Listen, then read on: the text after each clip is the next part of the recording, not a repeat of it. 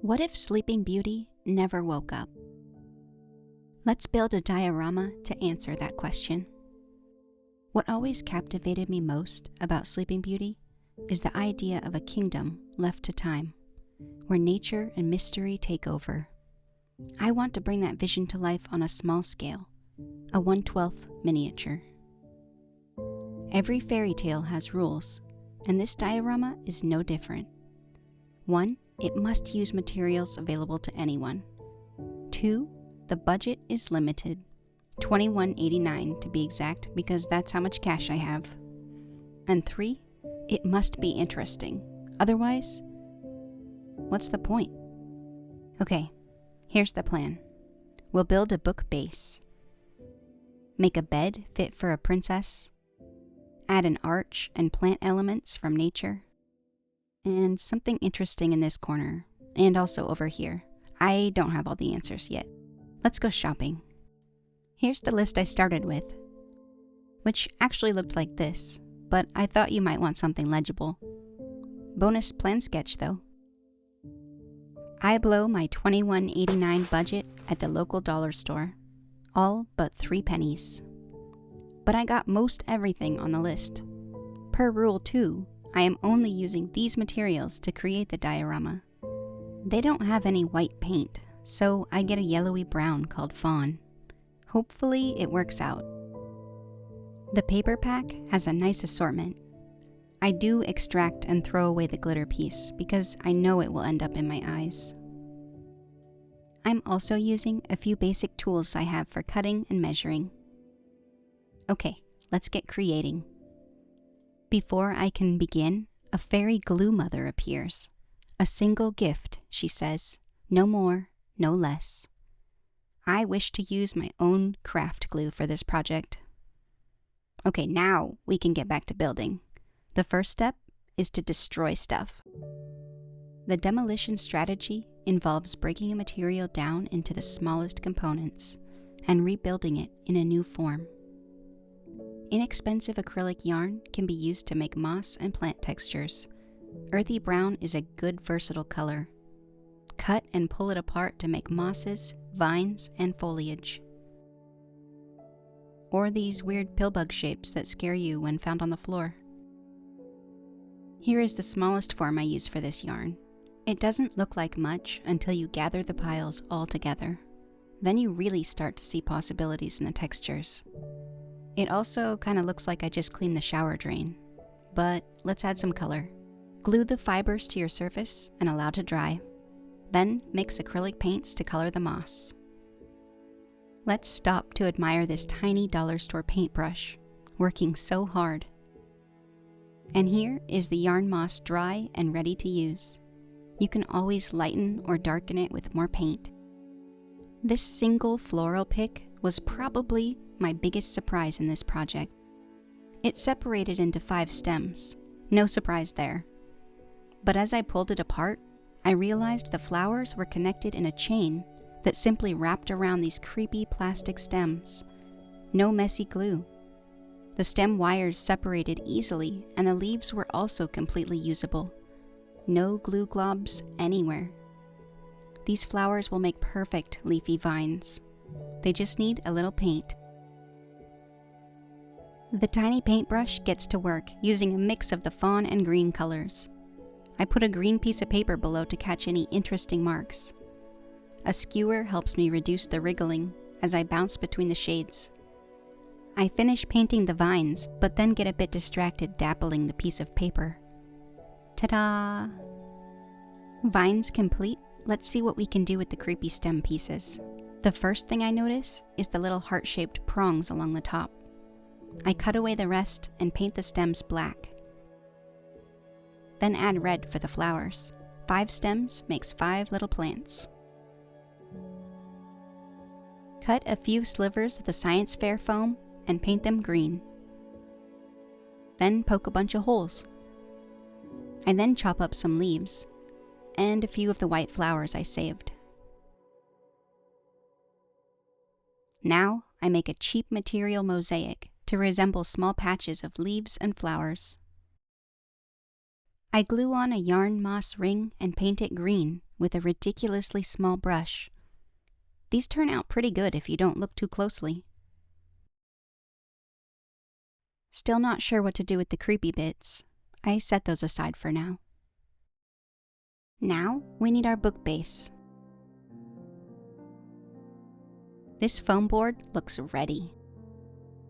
Start by tracing a real book. Cut it out. Make a total of 4 book chunks. Glue 3 chunks together and weigh them down to dry. These fragments are all that remain of the foam board.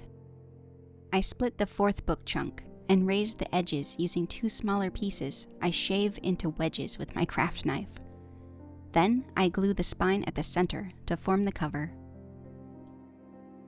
Shave the edges of the slab at an angle to make the illusion of pages, which is actually much messier than my demo looks. Form the center page bumps with 2 more foam strips. Then, use foil to shape the center of the spine. Spackle can fill these unsightly gaps. This spackle looks like stale marshmallow fluff, but it is forbidden. For your safety, I cut the seams of my finger dancing through this stuff like it's frosting. It says plainly on the back, "Do not touch." Gloves are recommended.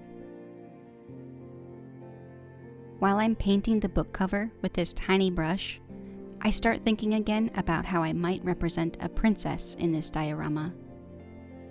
Then, once I'm literally watching paint dry, a possible solution arrives. This is a book. Books usually have writing. I can make title text to collage into the scene. But here I hit a wall. Pen was not part of the material budget. I feel so clever when I improvise with black paint and a skewer. 2 minutes later, when I've written just 2 letters, I no longer feel clever. Best to speed things up. Well, this is not going to win any penmanship awards, but we have a title.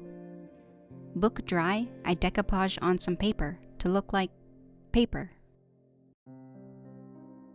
I only have small pieces from the paper pack, but that will work. I use a separate strip of paper to spread the collage glue faster on the front and back sides. The next logical step is a stone floor. Peel away paper to expose more foam. The skewer stone carving process goes a bit smoother once I remember what rocks look like. Paint the stone floor sections black. I have 3 colors to work with. Mixing as many muddy colors as you can with 3 paints is actually pretty fun. I brush on the lightest color first, then add layers of color to resemble stones. And I go back to black to add more depth at the end. Paint the foam edges fawn and we're ready to move on. You might have noticed the top of the book isn't exactly book-shaped right now. The foam supply has dwindled, so I smooth out the page curves using a little burlap fabric and a bit more paper. Seal it all up with more collage medium and we have our book base. The chameleon technique involves taking everyday materials and camouflaging them with new purpose. Paper and paint is a great place to start. Painting both sides will reduce warping and make the colors more saturated. Tearing the paper will give it a softer, more organic look. Pulling the paper straight apart makes a smaller deckled edge. Pull up on one side while tearing for more dramatic deckling. Now we make the most elegant of roses, the spitball rose. Paint the paper first or use the color you want. Tear a small piece. Pinch and fold up the edges as you compress the paper. Your exact technique can be non-committal, like my use of the treadmill. Roll it into a ball using your fingers. Look for a flower-like front side. Cut a square, then make it a circle and curve it using a ball stylus or whatever you have on hand. This will be the base of your rose. It takes about 20 seconds to make this flower, and you can skip cutting hundreds of tiny petals. Just one thing, a warning. Do not get these wet. In a matter of seconds, the roses will uncurl like straw wrapper worms and become demogorgons. Fortify your spitballs with a fixative like collage medium, paint, or glue. We're going with glue since that's in the materials budget. The easiest way to hand cut a circle is to start with a square, then trim it down. It also helps to do this at 200% speed. Shape the paper caps with a blunt tool over a squishy surface. A ball stylus works best for this, but a paintbrush handle does okay. These stems are skewers and threads from the burlap fabric. Assemble with a dab of glue. Make lots of mushrooms. Stiffen any wimpy burlap stems with a bit of glue. Our paper parade continues with furled ferns and curled grass. Ferns start as skimpy triangles. Add a paint landing strip up the center. Crease the center of the other side with a blunt tool. Now, snip as fast and straight as you can without cutting the guideline you painted. Make it a game. I believe in you. Furl the blades around a thin handle like a skewer. Then attack the frond with said skewer to fluff it up a bit. Grass is similar, only you start with a block shape. Taper a few blades, and instead of furled, it gets curled. Leaves are critical for an abandoned look. Fold the paper or not. Leaves won't judge. I like a mix of both. Cut a whole lot of leaf shapes from your painted pages. Out of all the leaves I made for this diorama, this set is the worst looking. But you get the idea. We've been working with a lot of paper. Let's change it up a bit with some foil. Roll a foil ball. Glue on bits of torn paper. Then add a skewer handle. Mixing green and fawn gave me this nice sage color to coat the lumpy shrubs. And we have cake pops. But we need bushes. Add more glue and roll the ball in minced leaves from your floral pick. You could easily stack these on a skewer to make a pretty convincing topiary.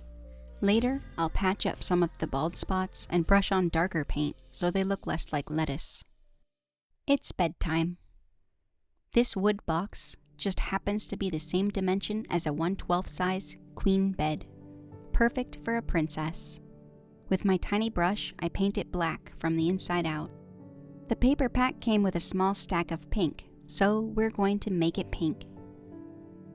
2 paper treatments will help give the paper a fabric look. For the first, crumple the paper into a ball, unfold it, and crumple it again.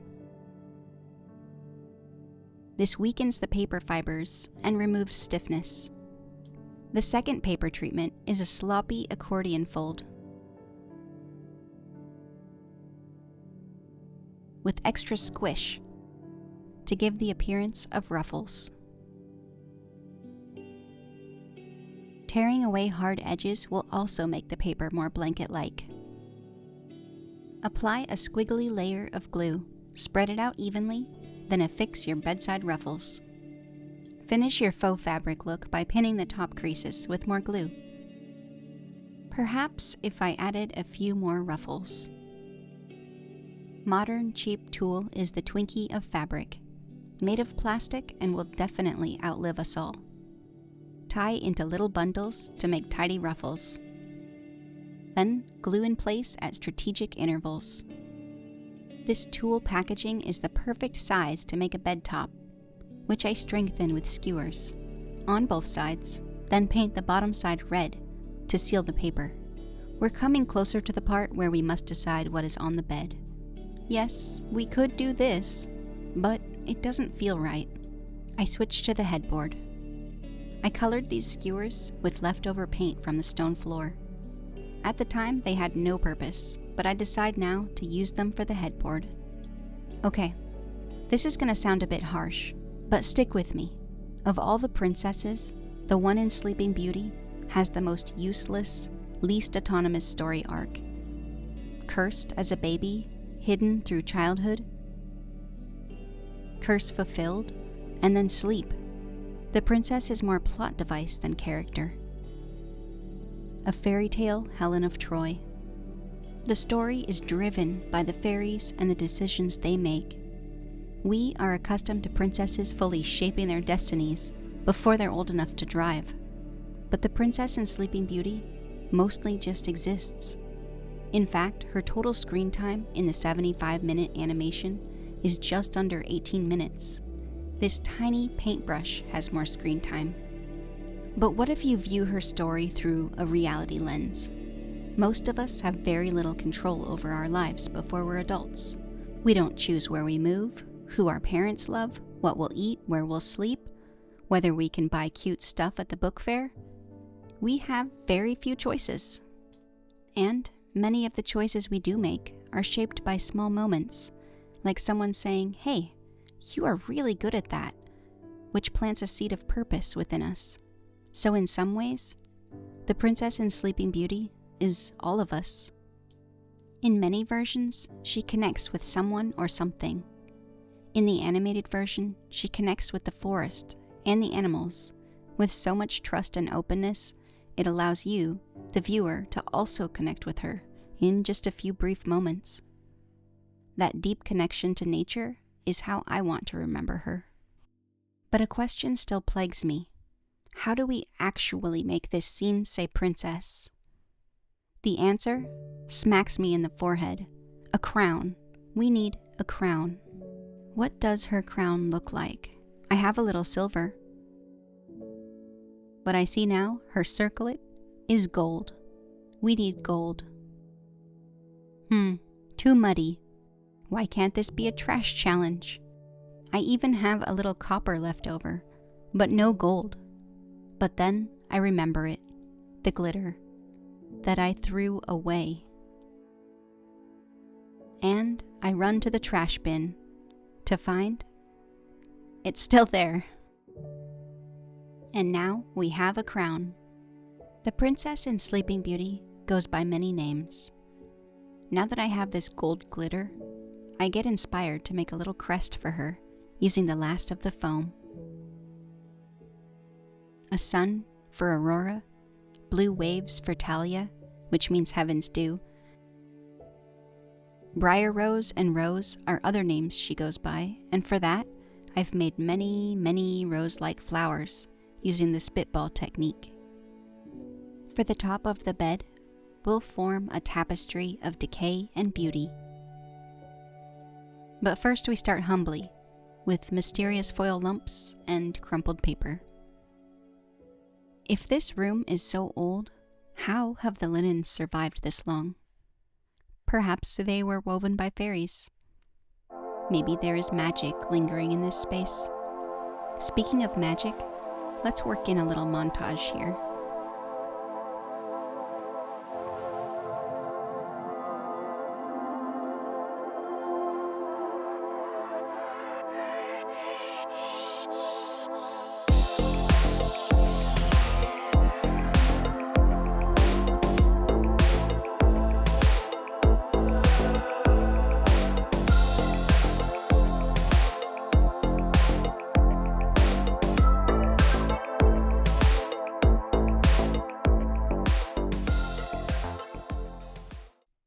Let's build a regal, rounded arch using wire we pilfered from this floral pick. Bend 5 wires into similar C-shapes, then lay some skewers down, as if they'll assemble themselves. Don't let the transparency fool you. This tool is strong. Beef up your arch with yarn wrapping for a 70s interior vibe. Then add a little paint to graduate to the 80s leg warmer look. Now deploy the white flowers you transformed into variegated vines. Wrap and glue and keep a few extras for bald spots. Add many spitball roses, so many. As I'm assembling the arch, I realize I don't have very many tall items to go in the diorama. If only I had something with a little height that I could use to make bushes. An arch is a tidy way to represent the encroachment of nature, while still maintaining a castle aesthetic. Let's finally do something with these poor stem skeletons. Like paint them black, give them little coats made of glue. Adorn with yarn, flick away any excess fibers, adding more yarn if needed. Then brush on some color to mimic foliage flesh.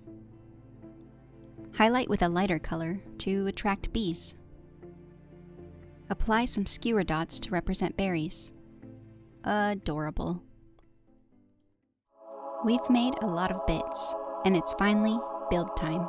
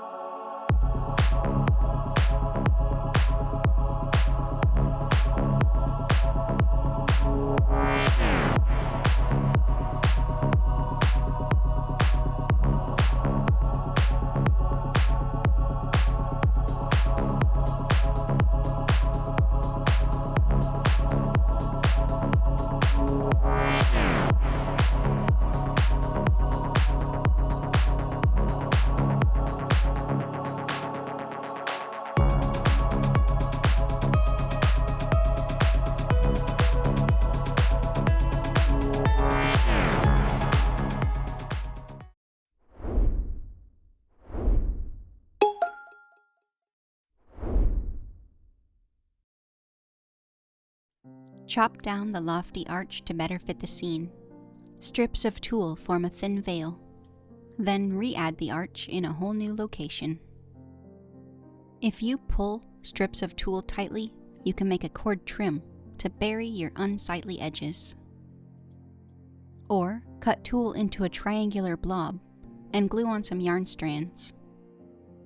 Add leaves and spitball roses to make a creeping vine. For more finishing touches, fill in any holes. Mix a little of every paint you have, just one tisp. Add water, then dab the goopy wash liberally. In every crack time has claimed.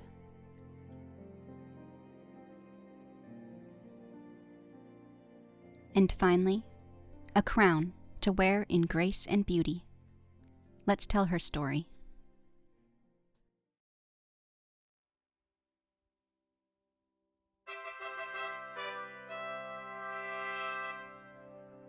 Once upon a time, in a kingdom far away, a beautiful princess is born. To celebrate her, the king and queen invite fairies to bestow blessings upon the baby. One dark fairy curses the princess to prick her finger on a spindle and die before her 16th birthday. The last fairy softens the curse, so instead of death, the princess would sleep until awakened by true love's kiss. The king orders all spindles in the kingdom to be destroyed. Despite precautions, the princess finds a hidden spindle and pricks her finger,